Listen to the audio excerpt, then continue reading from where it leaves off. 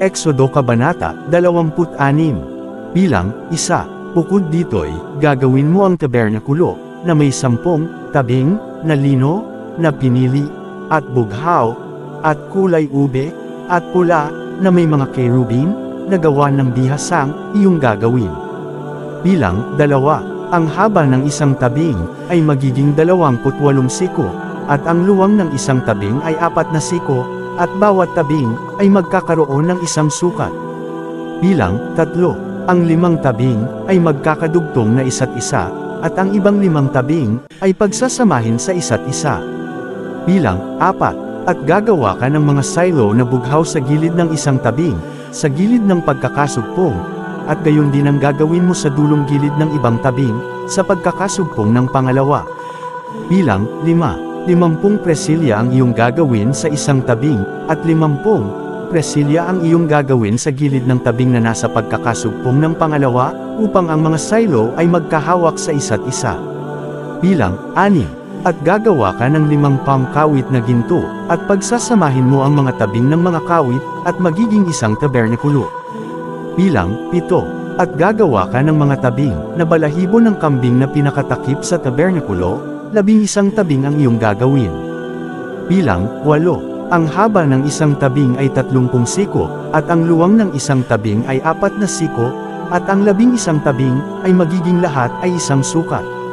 Bilang 9. At iyong pagsasama-samahin ang 5 tabing, at 6 na tabing, na bukod, at idodoble mo ang ika-6 na tabing, sa harapan ng tabernakulo.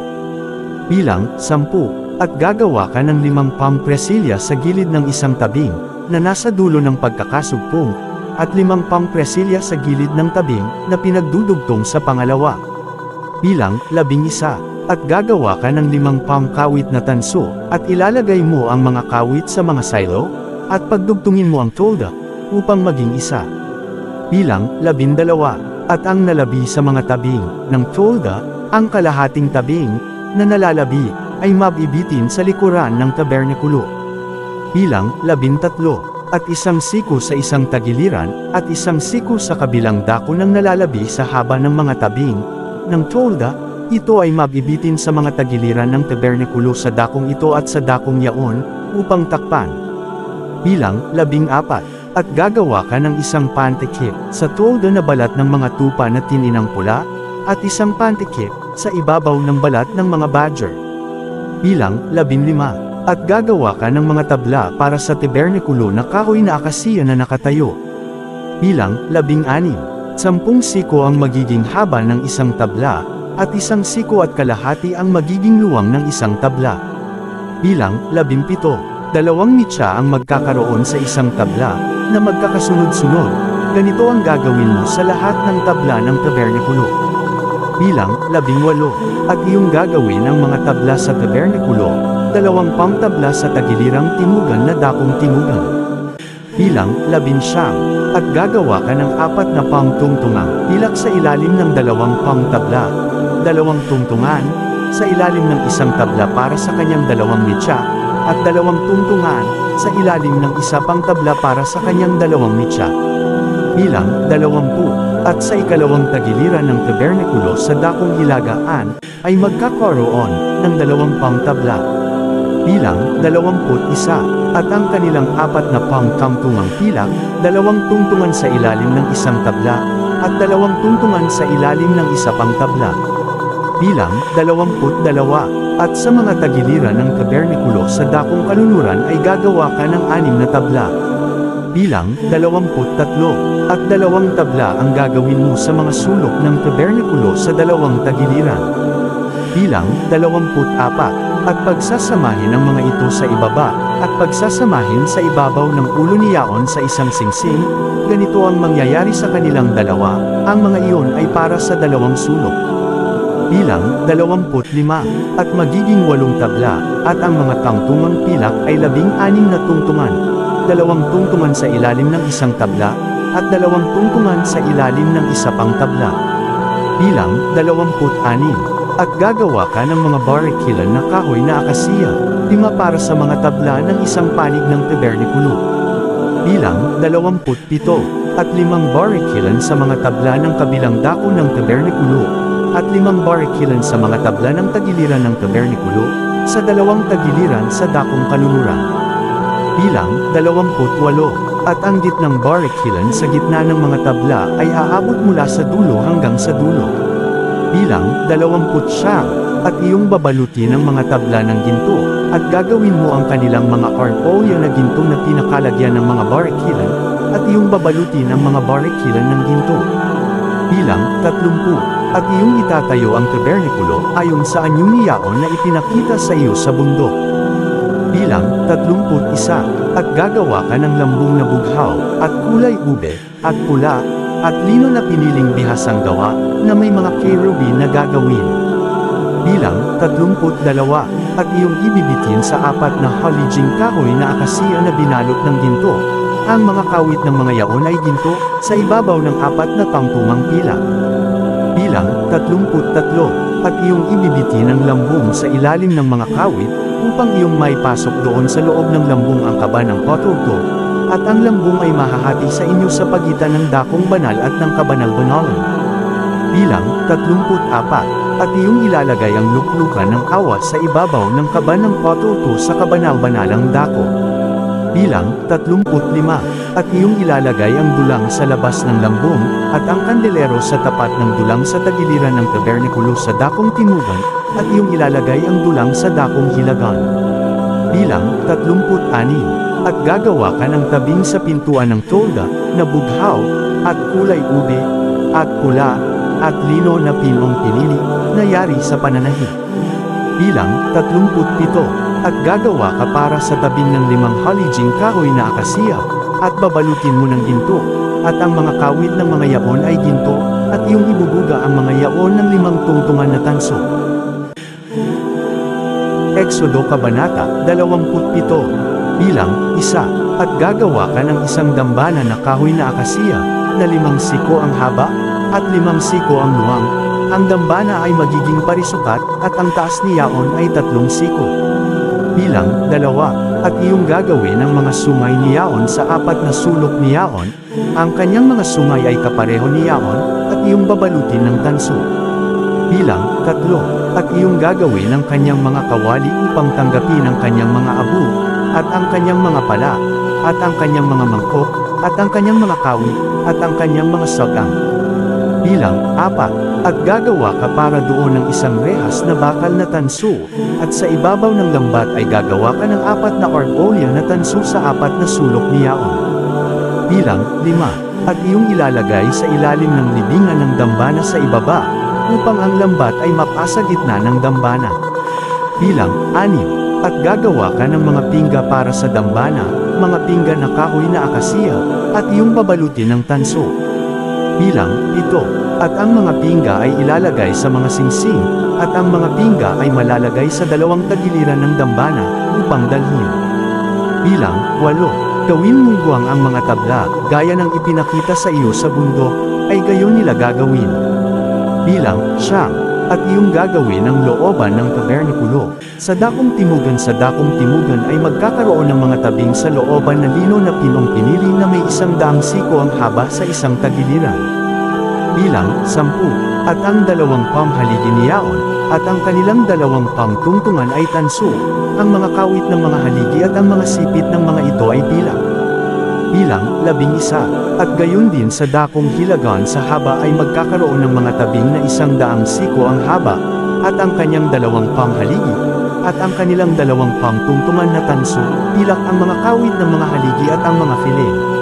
Bilang 12, at sa luwang ng looban sa dakong kalunuran ay magkakaroon ng mga tabing na may 5 pangsiko, ang mga haligi ay 10, at ang mga tungtungan ay 10. Bilang 13, at ang luwang ng looban sa dakong silanganan ay magiging 5 pangsiko. Bilang 14, ang mga tabing sa isang panig ng pintuang bayan ay magiging 15 siko, ang mga haligi ay 3, at ang mga tungtungan ay 3. Bilang 15, at sa kabilang dako ay magkakaroon ng mga tabing na 15 siko, ang mga haligi ay 3, at ang mga tungtungan ay 3. Bilang 16, at sa pintuang daan ng looban ay magkakaroon ng isang tabing na may 2 pangsiko, na bughaw, at kulay ube, at pula, at pinong lino na pinili, na yari sa mambuberda, at ang mga haligi ay magiging 4, at ang mga tungtungan ng mga yaon ay 4. Bilang 17, lahat ng mga haligi sa palibot ng looban ay lalagyan ng pila, ang kanilang mga kawit ay pila, at ang kanilang mga tungtungan ay tanso. Bilang 18, ang haba ng looban ay magiging 100 siko, at ang luwang ay 50 saan man, at ang taas ay 5 siko ng pinong lino na pinili, at ang mga tungtungan ng mga yaon ay tanso.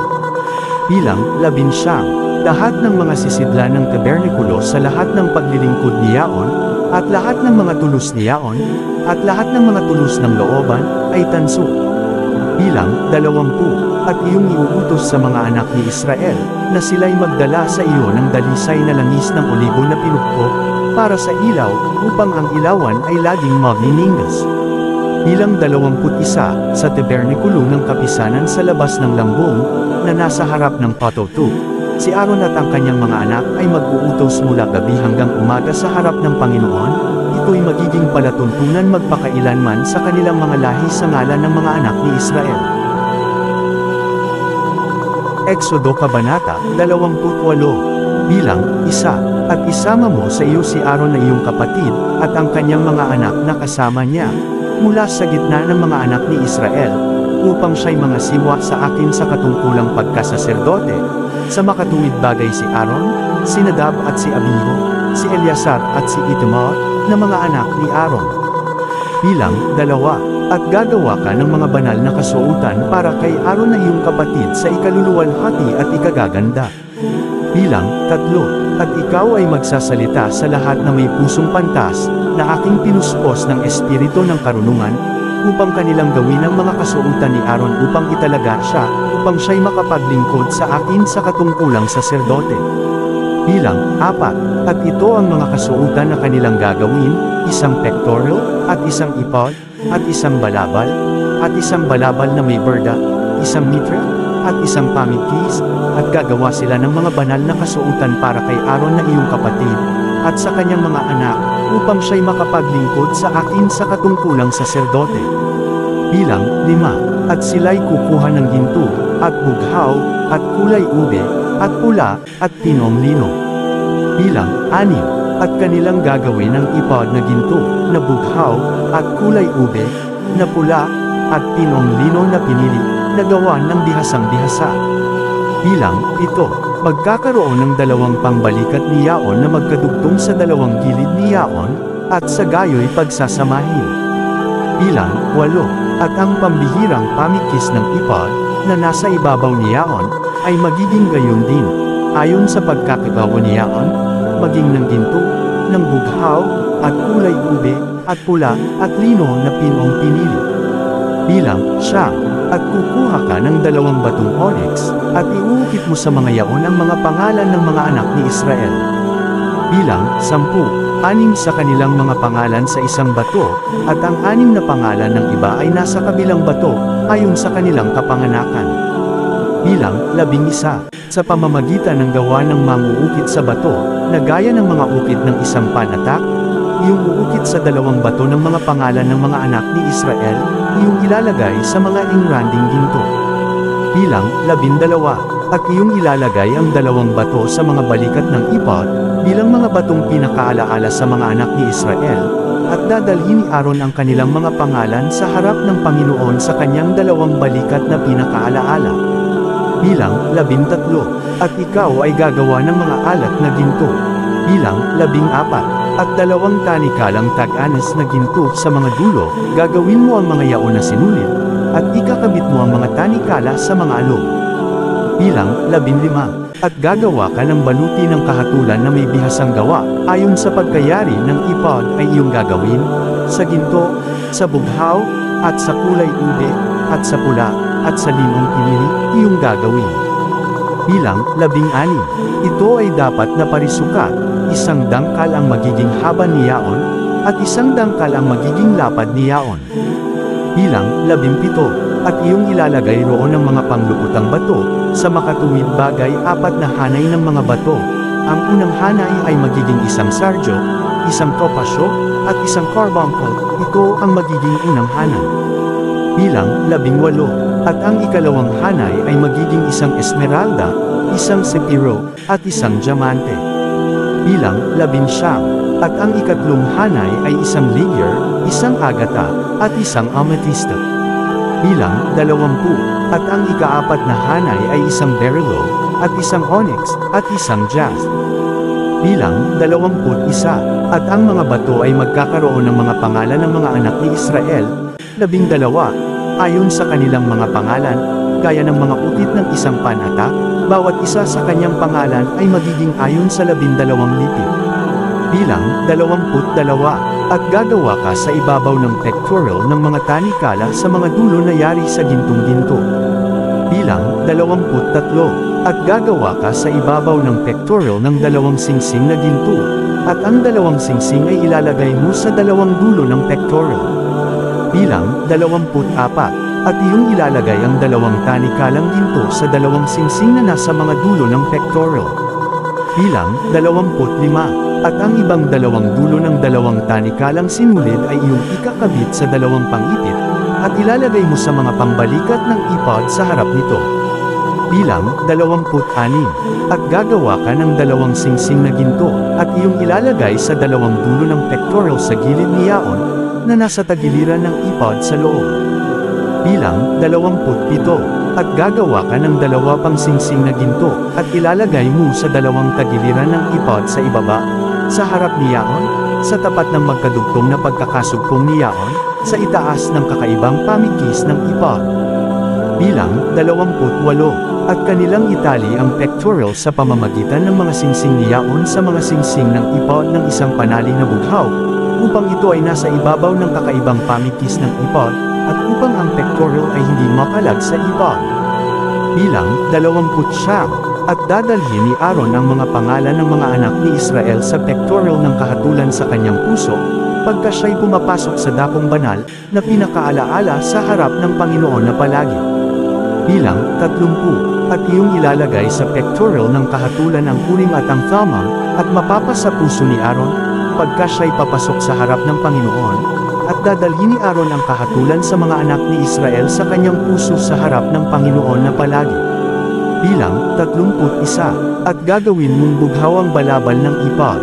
Bilang 32, at magkakaroon ng isang butas sa tuktok ni Yaon, sa gitna ni Yaon, magkakaroon siya ng pagkakatali na yari sa habi sa palibot ng butas ni Yaon, na parang butas ng isang bigkis, upang huwag mapunit. Bilang 33, at sa ilalim ng lelayan ni Yaon ay gagawa ka ng mga granada na bughaw, at kulay ube, at pula, sa palibot ng lelayan ni Yaon, at mga kampanang ginto sa pagitan nila sa palibot. Bilang 34, isang kampanang ginto at isang granada, isang kampanang ginto at isang granada, sa lelayan ng balabal sa palibot. Bilang 35, at masusuot si Aaron upang mga siwa, at ang kanyang tunog ay maririnig pagka siya'y pumapasok sa dakong banal sa harap ng Panginoon, at pagka siya'y lalabas, upang siya'y huwag mamatay. Bilang 36, at gagawa ka ng isang lami ng tag-anes na ginto, at iyong liliaitan, gaya ng mga ukit ng isang panatak, banal sa Panginoon. Bilang 37, at iyong ilalagay sa isang panali na bughaw, upang malagay sa ibabaw ng mitra, sa harapan ng mitra ito ay dapat. Bilang 38, at malalagay sa noo ni Aaron, upang dalhin ni Aaron ang kasamaan ng mga banal na bagay, na itatalaga ng mga anak ni Israel sa lahat ng kanilang mga banal na kaloob, at ito'y laging nasa kanyang noo, upang sila'y tanggapin sa harap ng Panginoon. Bilang 39, at iyong ibuberda ang tanika na yari sa mainam na lino, at iyong gagawin ang mitra na lino, at iyong gagawin ang pamigkis na yari sa pagbuberda.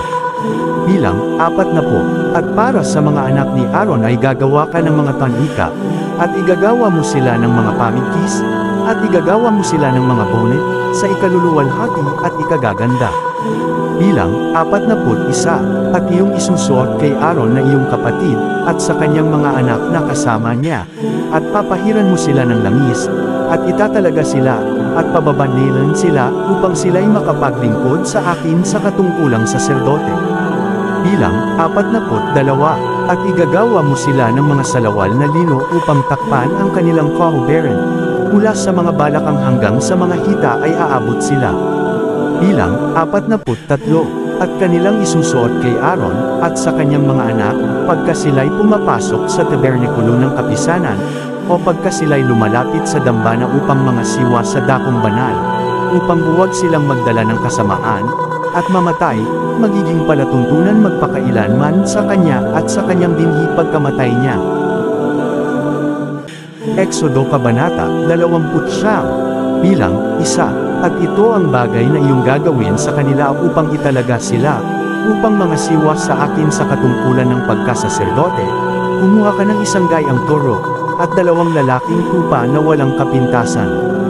Bilang 2, at mga tinapay na walang lebadura, at mga munting tinapay na walang lebadura na hinaluan ng langis, at mga manipis na walang lebadura na pinahiran ng langis, sa harina ng trigo ay iyong gagawin. Bilang 3, at iyong ilalagay sa isang bakol, at iyong dadalhin sa bakol, kasama ng toro at ng 2 lalaking tupa. Bilang 4, at si Aaron at ang kanyang mga anak ay iyong dadalhin sa pintuan ng tabernikulo ng kapisanan, at iyong uhugasan sila ng tubig. Bilang 5, at iyong kukunin ang mga kasuotan, at iyong isusuot kay Aaron ang panika, at ang balabal ng ipod, at ang ipod, at ang pectoral, at bibigkusan mo siya ng kakaibang pamigkis ng ipod. Bilang 6, at iyong ilalagay ang mitre sa kanyang ulo, at ang banal na putong sa mitre. Bilang 7, kung magkagayoy kukunin mo ang langis na pangpahid, at ibuhos mo sa kanyang ulo, at papahiran mo siya. Bilang 8, at iyong dadalhin ang kanyang mga anak, at iyong susuutan sila ng mga tanika. Bilang 9, at iyong bibigkasan sila ng mga pamigkis, si Aaron at ang kanyang mga anak, at iyong isusuot ang mga bonnet sa kanila, at ang katungkulan ng pagkasaserdote ay magiging kanila na isang palatuntunang walang hanggan, at iyong itatalaga si Aaron at ang kanyang mga anak. Bilang 10, at iyong papadalhin ang isang toro sa harap ng tabernikulo ng kapisanan, at ipapatong ni Aaron at ng kanyang mga anak ang kanilang mga kamay sa ulo ng toro. Bilang 11, at iyong papatayin ang toro sa harap ng Panginoon, sa pintuan ng tabernikulo ng kapisanan. Bilang 12, at kukuha ka ng dugo ng toro, at ilalagay mo sa mga anyong sungay ng dambana ng iyong daliri, at ibuhos mo ang lahat ng dugo sa tabi ng ilalim ng dambana. Bilang 13, at iyong kukunin ang lahat ng taba na tumatakip sa mga lamang loob, at ang lamad na nasa ibabaw ng atay, at ang 2 bato, at ang taba na nasa ibabaw ng mga yaon, at iyong susunugan sa ibabaw ng dambana. Bilang 14, ngunit ang laman ng toro, at ang balat nito, at ang dumi nito, ay iyong susunugan sa apoy sa labas ng kampamento, handog na dahil sa kasalanan. Bilang 15, kumuha ka rin ng isang tupang lalaki, at ipapatong ni Aaron at ng kanyang mga anak ang kanilang mga kamay sa ulo ng tupa. Bilang 16, at iyong papatayin ang tupa, at iyong kukunin ang kanyang dugo, at iyong iwiwaysak sa palibot ng dambana. Bilang 17, at iyong paghihiwa-hiwain ang tupa, at hugasan mo ang mga laman loob niya, at ang kanyang mga paa, at ilalagay mo sa kanyang mga pinagputol-putol, at sa kanyang ulo. Bilang 18, at iyong susunugan ang buong tupa sa ibabaw ng dambana, handog na susunugan nga sa Panginoon, pinakamasarap na amoy, handog na pinaraan sa apoy sa Panginoon. Bilang 19, at iyong kukunin ang isang tupa, at ipapatong ni Aaron at ng kanyang mga anak ang kanilang mga kamay sa ulo ng tupa. Bilang 20, kung magkagayoy papatayin mo ang tupa, at kukuha ka ng kanyang dugo, at ilalagay mo sa dulo ng kanang tainga ni Aaron, at sa dulo ng kanang tainga ng kanyang mga anak, at sa hinlalaki ng kanilang kanang kamay, at sa ibabaw ng hinlalaki ng kanilang kanang paa, at iwiwaysak ang dugo sa palibot ng dambana. Bilang 21, at kukuha ka ng dugo na nasa ibabaw ng dambana, at ng langis na pangpahid, at iwiwisik mo kay Aaron, at sa kanyang mga suot, at sa kanyang mga anak, at sa mga kasuotan ng kanyang mga anak na kasama niya, at siya'y magiging banal, at ang kanyang mga kasuotan, at ang kanyang mga anak, at ang mga kasuotan ng kanyang mga anak na kasama niya. Bilang 22, at kukunin mo sa tupa ang taba at ang kwitan, at ang taba na tumatakip sa mga lamang loob, at ang laman sa ibabaw ng atay, at ang 2 bato, at ang taba na nasa ibabaw ng mga yaon, at ang kanang balikat, sapagkat ito'y isang lalaking tupa ng pagtatalaga. Bilang 23, at isang tinapay na pinahiran ng langis, at isang manipis na tinapay mula sa bakol ng tinapay na walang lebadura na nasa harap ng Panginoon. Bilang 24, at iyong ibibigay ang lahat sa mga kamay ni Aaron, at sa mga kamay ng kanyang mga anak, at iyong iwawagayway, na pinakahandog na inalok sa harap ng Panginoon. Bilang 25, at iyong tatanggapin sa kanilang mga kamay, at iyong susunugan sa ibabaw ng dambana na pinakahandog na susunugan, na pinakamasarap na amoy sa harap ng Panginoon, handog nga sa Panginoon na pinaraan sa apoy. Bilang 26, at iyong kukunin ang dibdib ng lalaking tupa na itinalaga kay Aaron, at iyong iwinagayway na pinakahandog na inalag sa harap ng Panginoon, at iyon ang magiging iyong bahagi. Bilang 27, at iyong pakakabanalin ang dibdib ng handog na inalag, at ang balikat ng handog na itinaas, na inaalog, at itinataas, sa tupa na itinalaga, sa makatuwid bagay yaong kay Aaron, at yaong para sa kanyang mga anak. Bilang 28, at magiging kay Aaron at sa kanyang mga anak, ayon sa isang palatuntunan magpakailanman mula sa mga anak ni Israel, sapagkat ito'y handog na itinaas, at magiging handog na itinaas mula sa mga anak ni Israel na hain ng kanilang mga handog tungkol sa kapayapaan, sa makatuwid bagay ang kanilang itinaas, alay sa Panginoon. Bilang 29, at ang mga banal na kasuotan ni Aaron ay mapupunta sa kanyang mga anak na kasunod niya, upang pauiran ng langis doon, at upang italaga sa mga yaon. Bilang 30, at yaong anak na magiging saserdote na kahalili niya ay magsusuot ng mga yaon na 7 araw, pagka siya'y pumasok sa tabernikulo ng kapisanan upang mangasiwa sa dakong banal. Bilang 31, at iyong kukunin ang lalaking tupa na itinalaga, at lulutuin mo ang kanyang laman sa dakong banal. Bilang 32, at kakainin ni Aaron at ng kanyang mga anak ang laman ng tupa, at ang tinapay na nasa bakol sa pintuan ng tabernikulo ng kapisanan. Bilang 33, at kanilang kakanin yaong mga bagay na ginawa ng pagtubos, upang italaga at upang pabanilan sila, ngunit ang taga-ibang lupa ay hindi kakain ni yaon, sapagkat sila ay mga banal. Bilang 34, at kung may matira sa laman ng mga pagtatalaga, o sa tinapay, hanggang sa kinaumagahan, ay iyong susunugan, sa apoy ang nalabi, hindi kakanin, sapagkat ito'y banal. Bilang 35, at ganito ang iyong gagawin kay Aaron, at sa kanyang mga anak, ayon sa lahat ng mga bagay na aking iniutos sa iyo, 7 araw na iyong itatalaga sila. Bilang 36, at ikaw ay maghahandog araw-araw ng isang toro na pinakahandog dahil sa kasalanan na pangtubos, at iyong lilinisin ang dambana, pagka iyong ginawa ang pagtubos para doon, at iyong papahiran ng langis, upang pakabanilan. Bilang 37, 7 araw na iyong ubusin ang dambana, at iyong pakakabanalan, at ito'y magiging isang dambana na kabanal-banalan, anumang umipo sa dambana ay magiging banal. Bilang 38, ito nga ang iyong ihahandog sa ibabaw ng dambana, 2 kordero ng unang taon araw-araw na patuloy. Bilang 39, ang isang kordero ay iyong ihahandog sa umaga, at ang isang kordero ay iyong ihahandog sa hapon. Bilang 40, at sa isang kordero ay 1/10 bahagi ng harina na hinaluan ng 1/4 na bahagi ng isang hin ng langis na hinalo, at ang 1/4 na bahagi ng isang hin ng alak na handog na inumin.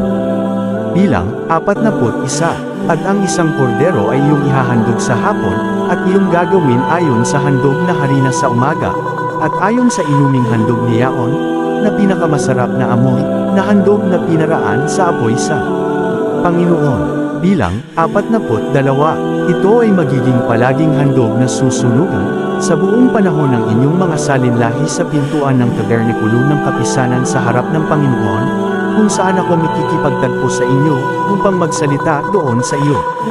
Bilang 43, at doon ay makikipagpulong ako sa mga anak ni Israel, at ang tabernikulo ay pakakabanalan sa pamamagitan ng aking kaluwalhatian. Bilang 44, at aking pakakabanalan ang tabernakulo ng kapisanan, at ang dambana, at aking pakakabanalan kapwa si Aaron at ang kanyang mga anak, upang mga siwa sa akin sa katungkulang saserdote. Bilang 45. At ako'y tatahan sa gitna ng mga anak ni Israel, at ako'y magiging kanilang Diyos. Bilang 46. At kanilang malalaman na ako ang Panginoon nilang Diyos, na naglabas sa kanila sa lupain ng Ehipto, upang ako'y makatahan sa gitna nila, ako ang Panginoon nilang Diyos. Exodo Kabanata 30. Bilang 1. At gagawa ka ng isang dambana na pagsusunugan ng kamangyan, sa kahoy na akasiya gagawin mo. Bilang 2. Isang siko ang magiging haba ni Yaon, at isang siko ang luwang ni Yaon, ito ay magiging parisukat, at 2 siko ang taas ni Yaon, ang mga sungay ni Yaon ay magiging kapareho. Bilang 3. At iyong babalutin ng tag-anas na ginto, ang tuktok ni Yaon, at ang mga tagiliran ni Yaon sa palibot, at ang mga sungay ni Yaon, at gagawa ka roon ng isang koro ng ginto sa palibot. Bilang 4. At gagawa ka ni Yaon ng 2 singsing na ginto sa ilalim ng korona ni Yaon, sa tabi ng 2 sulok ni Yaon, sa 2 tagiliran ni Yaon gagawin mo, at magiging mga dako ng mga pingga upang dalhin iyon. Bilang 5. At iyong gagawin ang mga pingga na kahoy na akasiya, at iyong babalutin ng ginto. Bilang 6. At iyong ilalagay sa harap ng lambong na nasa tabi ng kaba ng patoto, sa harap ng luklukan ng awan na nasa ibabaw ng patoto, na aking pakikipagtagpo sa iyo. Bilang 7. At si Aaron ay magsusunog doon ng mabangong kamangyan tuwing umaga, pagka kanyang inaayos ang mga ilawan, ay magsusunog siya ng kamangyan doon. Bilang 8. At pagka sinindihan ni Aaron ang mga ilawan sa hapon, ay magsusunog siya roon ng kamangyan, isang walang hanggang kamangyan sa harap ng Panginoon sa buong panahon ng inyong mga lahi. Bilang 9. Huwag kayong maghahandog ng kakaibang insenso sa ibabaw ni Yaon, o handog na susunugan, o handog na harina, ni huwag kayong magbubuhos ng inuming handog doon. Bilang 10. At itutubos ni Aaron sa ibabaw ng mga sungay ni Yaon minsan sa 1 taon ng dugo ng handog dahil sa kasalanan ng mga pangtubos, minsan sa 1 taon ay tatubusin niya iyon sa buong panahon ng inyong mga lahi, ito ay kabanal-banalin sa Panginoon. Bilang 11. At sinalita ng Panginoon kay Moises na sinasabi. Bilang 12. Pagka iyong kinuha ang bilang ng mga anak ni Israel ayon sa kanilang bilang, ay magbibigay nga ang bawat isa sa kanila ng pantubo sa kanyang kaluluwa sa Panginoon, pagka iyong binibilang sila, na walang salot sa kanila, pagka iyong binibilang sila. Bilang 13. Ito ang kanilang ibibigay, bawat dumaan sa kanila na nanggabilang, kalahating siklo ayon sa siklo ng santuaryo, isang siklo ay 2 pambera smiley face, kalahating siklo ay magiging alay sa Panginoon. Bilang 14. Bawat dumaan sa kanila na nanggabilang, mula sa 2 taong gulang na patanda, ay magbibigay ng handog sa Panginoon. Bilang 15. Ang mayaman ay hindi magbibigay ng higit, at ang dukha ay hindi magbibigay ng kulang sa kalahating siklo, pagka sila'y nagbibigay ng handog sa Panginoon, upang itubos sa inyong mga kaluluwa. Bilang 16. At iyong kukunin ang pangtubos na salapi ng mga anak ni Israel, at iyong itatalaga sa paglilingkod sa tabernakulo ng kapisanan, upang maging isang alaala sa mga anak ni Israel sa harap ng Panginoon, upang itubos ang inyong mga kaluluwa. Bilang 17. At sinalita ng Panginoon kay Moises na sinasabi. Bilang 18. Gagawa ka rin ng isang hugasang tanso, at ang kanyang paanan ay tanso, na panghugasan, at iyong ilalagay sa pagitan ng tabernakulo ng kapisanan at ng dambana, at iyong lalagyan ng tubig. Bilang 19. Sapagkat si Aaron at ang kanyang mga anak ay maghuhugas ng kanilang mga kamay at kanilang mga paa. Bilang 20. Pagka sila'y pumapasok sa tabernakulo ng kapisanan, sila'y maghuhugas ng tubig, upang sila'y huwag mamatay, o pagka sila'y lumalapit sa dambana upang mga siwa, upang magsunog ng handog na pinaraan sa apoy sa Panginoon. Bilang 21. Sa gayo'y sila'y maghuhugas ng kanilang mga kamay at ng kanilang mga paa, upang sila'y huwag mamatay, at magiging palatuntunan magpakailanman sa kanila, sa makatuwid bagay sa kanya at sa kanyang binhi, sa buong panahon ng kanilang mga lahi. Bilang 22. Bukod dito'y sinalita ng Panginoon kay Moises na sinasabi. Bilang 23. Kumuha ka rin para sa iyo ng mga pangunahing espesyal, ng dalisay na mira na 500 siklo, at ng matamis na kanela na kalahating halaga, 250 siklo, at matamis na kalamo na 250 siklo. Bilang 24. At ng kasya ay 500 siklo, ayon sa siklo ng santuaryo, at ng langis ng olibo 1 hin. Bilang 25. At iyong gagawing langis na banal na ungwento, isang ointment na tambalan ayon sa sining ng pabango, ito'y magiging banal na langis na pangpahid. Bilang 26. At iyong papahiran ng langis ang tabernakulo ng kapisanan, at ang kaban ng patoto. Bilang 27. At ang dulang at lahat ng kanyang mga sisidlan, at ang kandelero at ang kanyang mga sisidlan, at ang dambana ng insenso. Bilang 28. At ang dambana ng handog na susunugan pati ng lahat niyang kasangkapan, at ang hugasan at ang kanyang paanan. Bilang 29. At iyong pakabanalan ng mga yaon, upang maging kabanal-banalan, anumang humipos sa kanila ay magiging banal. Bilang 30. At iyong papahiran ng langis si Aaron at ang kanyang mga anak, at iyong itatalaga sila, upang sila'y makapaglingkod sa akin sa katungkulang saserdote. Bilang 31. At iyong sisalitain sa mga anak ni Israel, na sasabihin, ito ay magiging banal na langis na pampahid sa akin sa buong panahon ng inyong mga lahi. Bilang 32. Sa laman ng tao ay huwag ibubuhos, ni huwag kayong gagawa ng gaya ni Yaon, ayon sa pagkakabuo ni Yaon, ito ay banal, at magiging banal sa inyo. Bilang 33. Sino mang gumawa ng gaya ni Yaon, o sino mang maglagay ni Yaon sa isang taga-ibang lupa, ay hihiwalay sa kanyang bayan.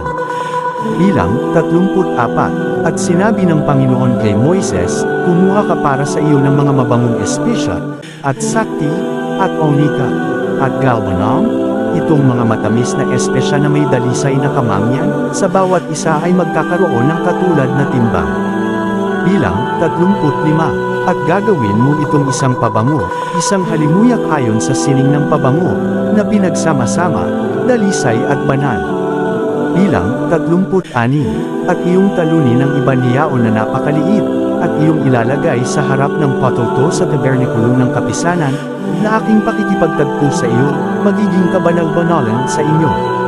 Bilang 37. At tungkol sa pabango na iyong gagawin, ay huwag ninyong gagawin sa inyong sarili ayon sa pagkakabuo ni Yaon, magiging banal sa inyo sa Panginoon. Bilang 38. Sino mang gumawa ng gaya niyan, upang amuyin, ay ihihiwalay sa kanyang bayan. Yeah! You already know! We